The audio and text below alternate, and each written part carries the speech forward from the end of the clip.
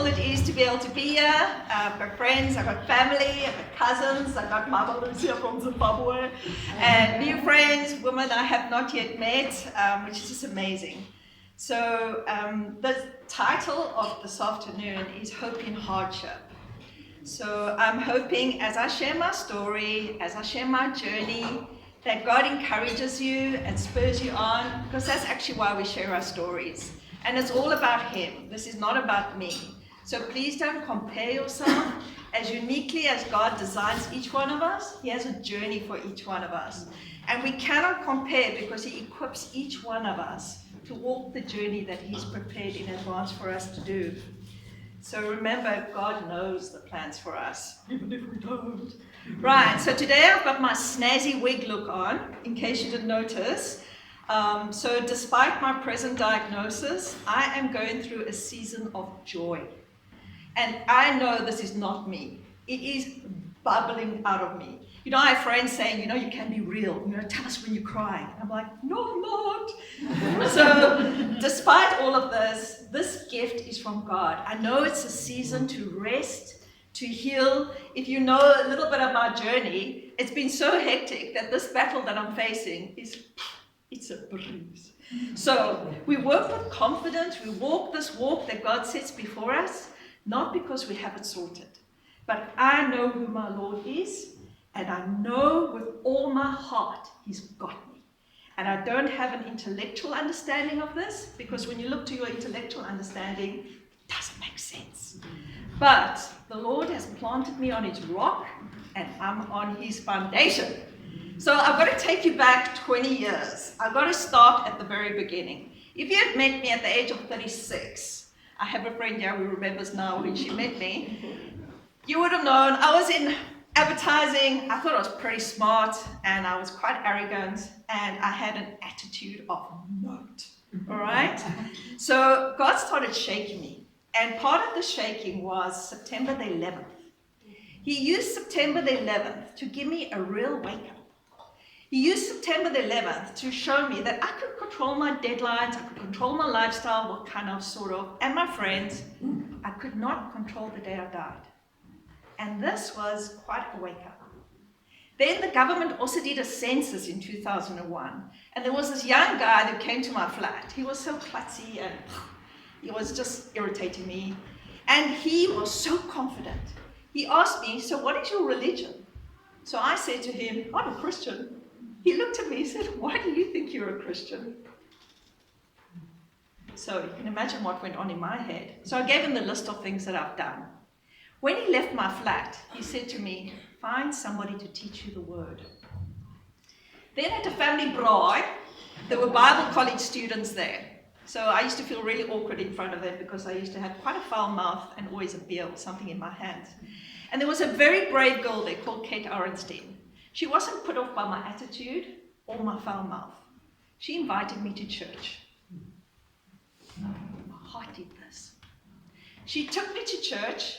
I wondered what I was doing there. I stuck out like a sore thumb. If you met me then, it was leather pants, dyed short red hair. I had to have the look, So when she took me to church, I knew God was trying to tell me something. I just didn't know what it was. I knew the sermon was for me. When God Taylor makes a sermon? Oh my goodness, spot on. Like who told him I was going to be there?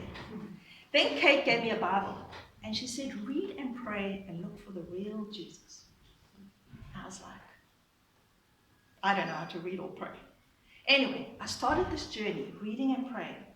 I was so convinced God had the wrong girl, because all the time I read the Bible, I was like, that's not me, this is me. So I was like, how do you get from there to there? What is it? 24th of November 2001. And this is pre-cell phone days, yeah? I was very late in coming with the cell phones. So I had the dictionary. There's lots of Christianese in the Bible. Dictionary, the Bible, Fresh Start by John Chapman. I would read and pray, and I was on that day, I was like, tell me, what is it? What don't I know? God takes me through Psalm 103. Psalm 103 joined up all the dots for me. So there he says, he takes us out of the muddy pit. And I knew by that stage I was in a muddy pit. He says he doesn't punish us as our sins deserve. Trust me, I was a naughty girl. I knew what punishment was about. Anyway. And then he gets to the words. He says, as high as the heavens are above the earth, that's how deep my love is for those who fear me. And he says, as far as the east is from the west, that's how far I remove you from your transgressions. Now, by this stage, I knew I was a mess, all right? So I might have looked good on the outside, but I was a mess on the inside, and God could see my heart. And I asked God, do you want me as I am? And God said, yes. And I said to him, you can have me, all of me. And I stood up, I repented, and I surrendered my whole life. And he took it. Trust me, when you're in the world, you have a hard heart. He took my heart of stone and made it a heart of flesh. Snot en traan, tell you. And nothing has been the same since. I said sorry from beginning to end. He took me right back to when I was a baby. He washed me, he redeemed me, and he saved me. I was new, completely new. Some people it takes years, some people months. For me, it was one of those. Thank God, because I'm pretty impatient. John 1:12 says, all who have received him, all who believed in him, they will become the children of God. That's the day I went from blasphemer to gospel. There was so much love pouring through me, I used to feel honey dripping through my fingers. My dreams changed, everything changed. People thought I got mad. Some people thought I joined a cult. Anyway, I was thirsty. I was thirsty for the Lord. And he just poured through me. He called me to Bible college. So I met precious Mama Lucia. She was my best buddy there. Snot and traan, probably every day there for 3 years. The most unlikely Bible college student. He also provided in an amazing way. He stripped me. God stripped me. He taught me what it means to walk by faith. You can't learn this intellectually. You know, when somebody brings you money in their hand like this, and you take it from them, you know, when you go from advertising budget to walking by faith, oh boy, it's quite a knock. But it's a brilliant lesson. Then he called me to Egypt. My call to Egypt, I don't know where I got this from. I thought when God calls you to a country, you get there and you have this great aha moment. Yes! No, it was get me out of here! It was horrible! It was like being punched in the stomach. You get Pharaoh's revenge, you get sick all the time. And my time in Egypt, God taught me, it's never going to depend on how I feel. It never depends on your context. It depends on his promises. So when you walk by faith, his presence and his promises have got nothing to do with what you're actually going through. So faith is being sure of what you hope for and certain of what you cannot see.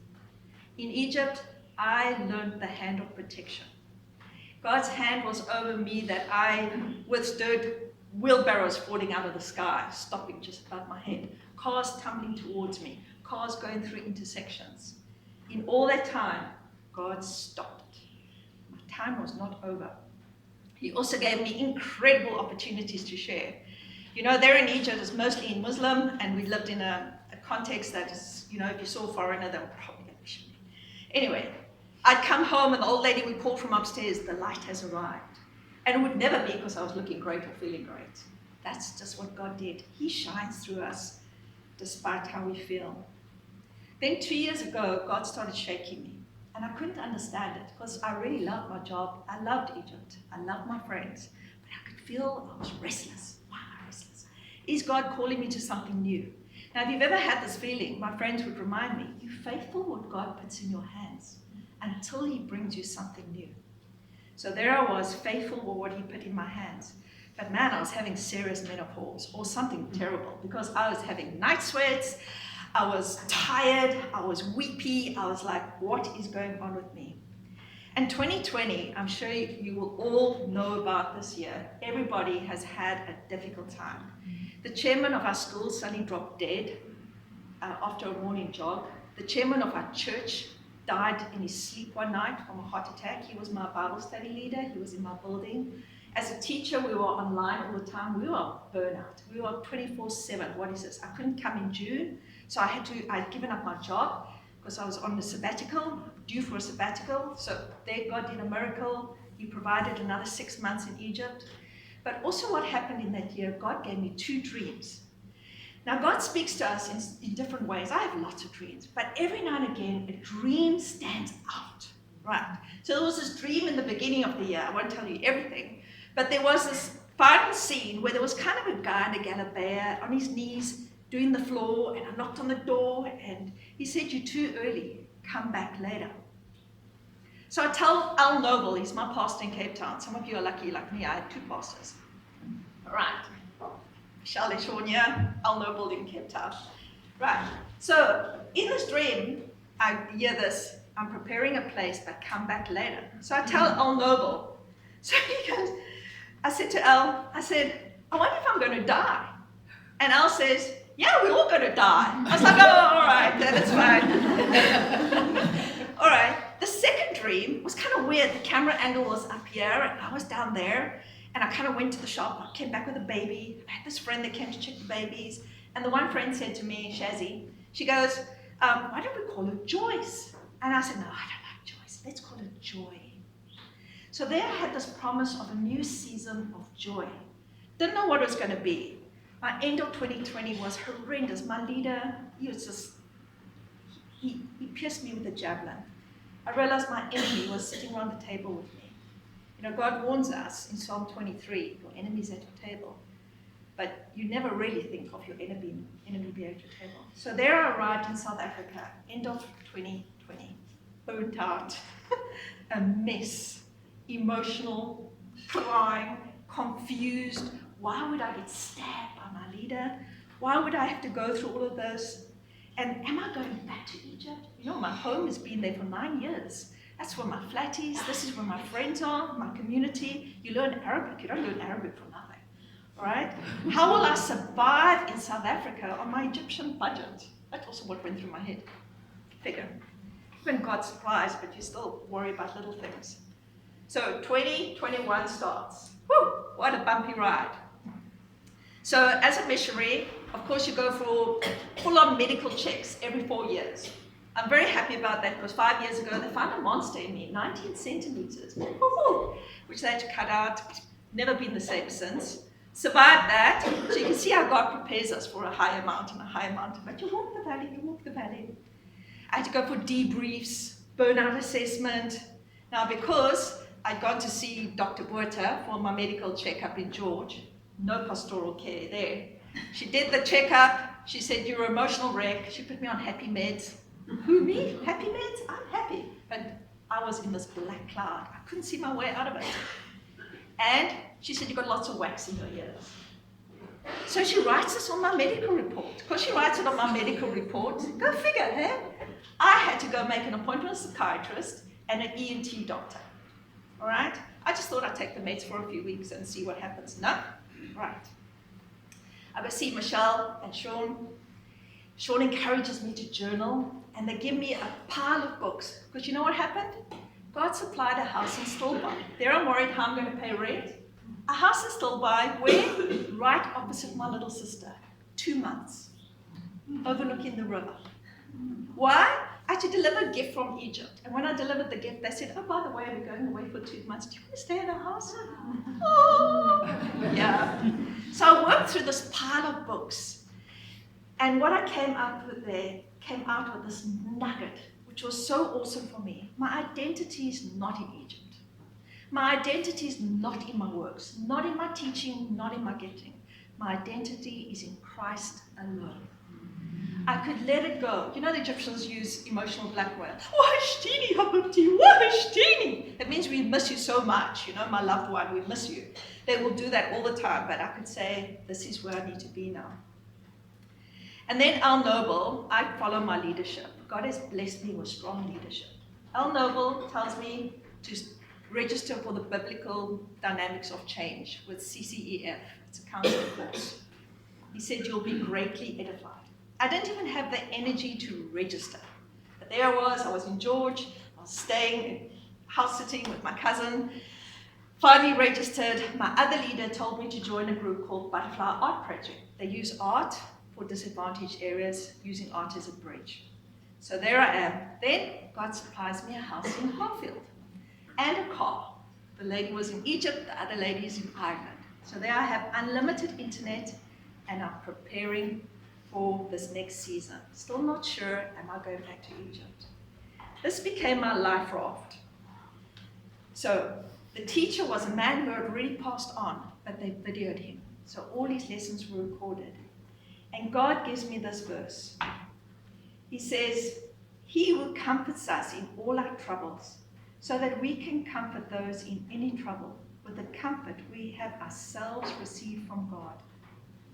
And he made me realize there's no plan B with God. He knew about the trauma. He knows everything. If I have to go through a hard time, be it with my leader, be it with Egypt, cross-cultural, God knows it. And he also talks about the prayers of the saints. You know how many people pray for us and we don't even know it? And then he says, now it is God who makes both of us and you stand firm in Christ. He anointed us. He set his seal of ownership on us, and he put his spirit in our hearts as a deposit, guaranteeing what is to come. So even though we don't know, God's got it. Eventually I resigned from my school, but only because Al Noble said to me, you're not going back to Egypt while your leader's in place. You need to wait. I had to join Discovery, a South African medical aid. It doesn't even cover me in Egypt, and I was feeling really reluctant about this. But I eventually got that sorted, came into effect 1st of July. This is now where the season starts. I go see Michelle Long, Shelley Long. She's my buddy from Holy Trinity. She's my ENT doctor. Have a long chat. She unplugs me, sorted. Then she does a little medical check. And she goes, Tans, do you now know about the lump in your neck? And I go, no. So she puts my fingers on the lump. Oh, I say. You know, in Egypt we wear scarves all the time, so you never really notice what's going on in your neck. So she says, do you mind if I do a fine needle aspiration? Sure. So she does a fine needle aspiration. That's where they take out some juice, right? Then she sends me to Vincent Pallotti, and this day was quite scary because there was like sonar, X-ray, and this professional, I forget the name for these people that take what they take out and put it on the slides. But this doctor was quite arrogant, and he didn't do a thick needle biopsy because he said the arteries are entwined in the lump. He doesn't feel confident enough. Michelle, no doctor that I know does this. She was not convinced. She says, Tans, I'm going to find a doctor to do pro bono on you. So you must know by now, it's going ka-ching, ka-ching, ka-ching, ka-ching. I'm a missionary. I have like this, right? So she sends me to this doctor in Turkey, Dr. Click. She normally takes out the woman's breasts. Very confident lady, amazing. She didn't even know what a missionary was. So there she is, this hijab lady and another lady, 3 of them. They start asking me hard questions. But I just answer them. Meantime, the gun's going off here. It's a gun that goes, and they take mass out your neck. So she had the 5 worms there. She was good. I floated out of that hospital. I was like, whoa, you thought this is what it's about? God's got this journey back for me. Then I get sent to a hematologist. Now I hear words that I've never heard in my life. So I have to go for the bone marrow biopsy. I have to go for the CT scan. You know, they make you sign on the dotted line. Now I'm on 3 months probation with Discovery, not on medical aid yet. I don't even know if I had enough money in the bank to pay for that CT scan. But you have to pay before you leave. You have all the tests. Now I'm a newbie, and you've got to chat to these women or other people in the waiting room. I hear their stories.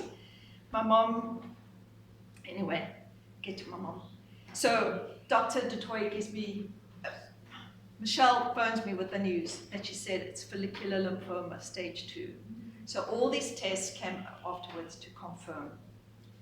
So the hardest part was actually telling my family, because when I got the news, I wasn't scared. It's amazing. I was like grateful. I was like, yay, a diagnosis.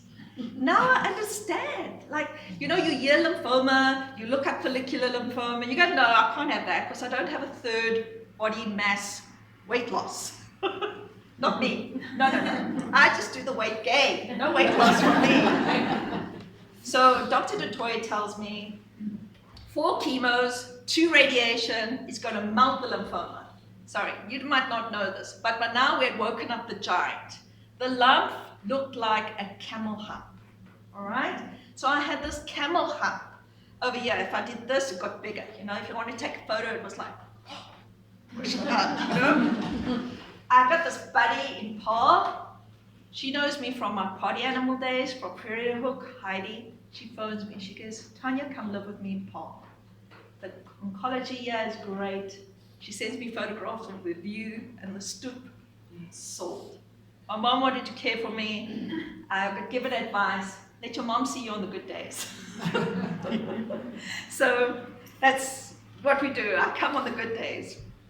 So to update you now, I'm done. I call it my cocktail. I'm about to do my 4th cocktail. Between cocktail number 1 and 2, I was in George. I was trying to work out how am I going to pay rent in South Africa on a 3,500 rental budget. Anyway, we have the little chat. My mom and dad have a discussion. One Sunday, my mom and I go for a drive. We go to past Pachelsdorp. I look, I see, I love. Take my dad. Now, our family's not like this, by the way. Nothing works quickly. Dad sees it, loves. Next day, we see the developer. Following day, we're signing. Buy a house. What? Between cocktail number 2 and cocktail number 3, my flat gets sold, the flat in Cape Town. Private sale, before it even goes onto the market. God had it. It wasn't easy. It wasn't like, it just happens like this. It was like, okay, the buying of the house was like this. What? All right. So this is happening. In the meantime, my momentum policy pays out. Who knew when I was in my 20s, I took out a dread disease policy. By now, the figures are like 30,000, 35,000, 20,000, 7,000, 5,000, you name it. The monies are just going ka-ching, ka-ching. Momentum, covered, right? Discovery thought I would undisclose. Anyway, they started covering me from chemo 3. So Tuesday, I go for chemo 4. I don't know what's going to happen after that. They'll do a scan, and then they will see, do they do 2 more cocktails? Or is it 3 weeks of radiation, 10 minutes each? So we'll see. God knows my days, even though I don't. So let me conclude. This is a season of joy. I cannot understand why it's a season of joy, but I know God's love for me and His provision. If anybody had to see what He's doing and how He's blessing me, they'll probably be jealous. I would say you can walk the walk of cancer if you want to, but you cannot explain how God is blessing the season. I know I'm a child of God. I know He's rescued me. And I know He'll take me home when my work is done. And I'm ready. And God wants all of us to be ready. I'm excited for the future. You know, when the doctor said, oh, you're going to be a new girl in 2022. I don't know how it's going to be. And apparently get chemo curls. So